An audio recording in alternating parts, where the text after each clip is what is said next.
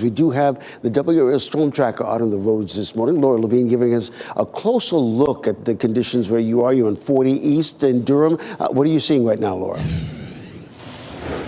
Hey, Ken, yes, you can probably hear it in the WRAL storm tracker. That rain really coming down at this moment. If we take a look at the roads, you can see our windshield wipers going at a pretty quick pace as we're driving through this rain band here in Durham. Yes, we're traveling on I-40 East, and it actually just began to start picking up again. But there was at one point earlier this morning where things were pretty consistent, really impacting our visibility. So if you are traveling early this morning, keep in mind the roads are slick, the roads are wet, and you really want to make sure you reduce your speed if you're traveling through this. You know, when it comes to these instances, we see people hydroplaning, and then there's the accidents that start to pick up. So again, if you're heading out this morning, take your time, reduce your speed. You can even see this tractor trailer here to my left with all that water gathering on its tires. So again, take your time, slow down, reduce your speed, because it's going to be a messy morning commute, Ken. All right, some very good advice there. And of course, you watch for ponding on the road. And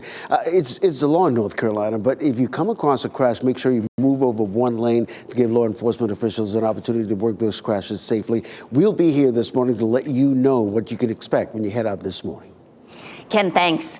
We have some school delays to tell you about this morning because of the lingering impacts from the weather. Moore, Lee, Harnett, Hoke, Cumberland, Sampson, and Wayne County schools all will open 2 hours late today as a precaution. Crews are working to remove a tree that fell down in a Raleigh neighborhood, knocking out power for some who live in the area. Video from the WRAL Breaking News Tracker shows crews cutting a large tree into smaller chunks in order to clear it. This is on Whitman Road, not far from Carolina Country Club. They've been working all night to get power back on for customers in that area. Folks in eastern North Carolina are working to clean up after more than 18 inches of rain caused streets to flood, homes to flood. WRAL's Brett Neese joins us live from Wrightsville Beach right now. Brett, this was a historic weather event, left behind a lot of damage. It really did, Jeff, and 18 inches of rain is hard to get your mind around because of just how much water that is. We're here in Wrightsville Beach, Johnny Mercer Pier right now, where the waves are rolling here underneath the pier this morning so far. Things looking good in Wrightsville Beach, but just about 30 minutes down the road in Carolina Beach, take a look at this video. Unbelievable the amount of flooding that was down there in Carolina Beach, and you can see just how much water covered the roadways, flooded cars, homes were even flooded because of this.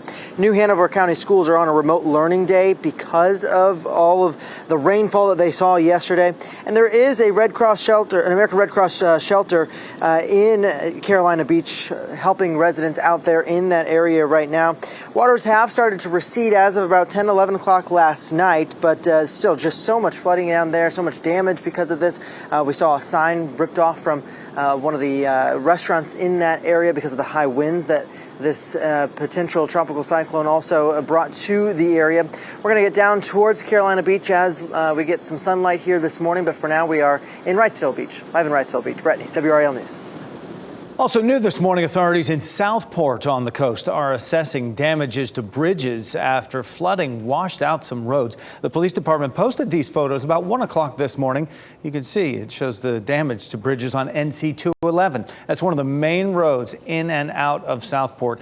Southport's under a curfew right now, in effect until 7 o'clock this morning. This picture, shared by the Brunswick County Sheriff's Office, shows a vehicle fell into one of those gaps in the highway there. Just road disappeared under that water. More than 15 inches of rain fell in the Southport area in a 48-hour time frame. Authorities are warning people just stay off the roads. You can always find live weather updates on the free WRAL News app. It allows you to watch radar in real time to see when storms are in your area. Be sure you have the WRAL News app installed with alerts turned on.